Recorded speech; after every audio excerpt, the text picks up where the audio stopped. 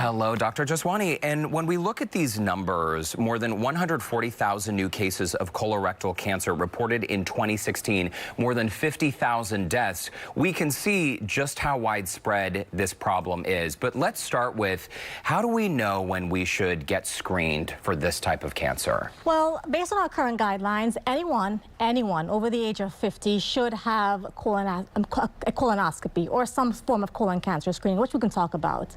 There are some exceptions, however. If you are African American, they do recommend screening starting at the age of 45. If you have a family history of colon cancer or an advanced colon polyp, then again, your screening age will be lowered to even 40 at times. There are many patients out there who have genetic syndromes, polyposis syndromes. These patients also, the guidelines change depending on what your risk is. And we should mention that even most cancers occur in individuals without a family history. So if you're thinking at home, oh, this doesn't apply to me, think again. I mean, pay attention to your body. And this is something a lot of people don't want to talk about. Pay attention to your bowel movements, because that's an indicator. That is correct. You know, I see patients who come and tell me, Doc, I have no symptoms, I'm healthy, I feel fine. But as you said, 3 out of 4 cases of colon cancer happen in patients who do not have a family history.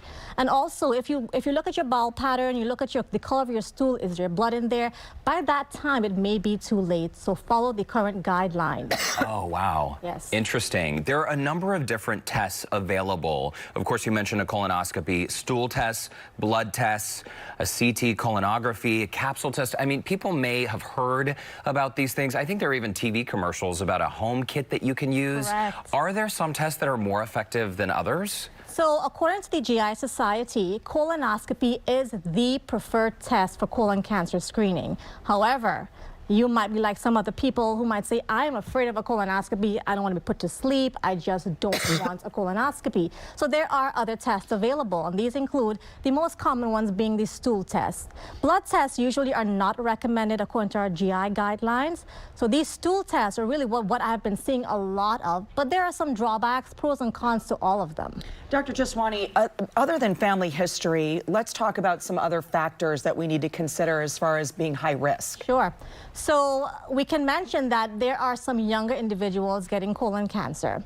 However, in the general population, some of the typical offenders for all types of cancer do exist for colon cancer. So if you're overweight or obese, if you're not very physically active, if you smoke or drink alcohol, these are all risk factors. Your diet is also important. So getting exercise too. I mean, these are things that I feel like all of us, we've heard, we know this, but it truly can be an indicator of your risk, right? Absolutely, absolutely. So it starts at home. So what you put into your body essentially affects what happens thereafter. And it applies to all cancers, not only colon cancer. And let's talk about, when we hear about colorectal cancer, a lot of people say, well, that is an older person's cancer. It's an older person's problem. Again, another myth to this disease. Absolutely. We have been seeing since the 1990s to now, there has been an exponential increase in colon cancers in people under the age of 50.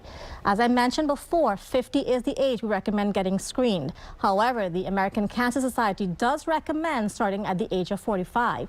Now, there is some controversy because the GI societies, as of now, do not endorse starting at age 45 for the average risk individual.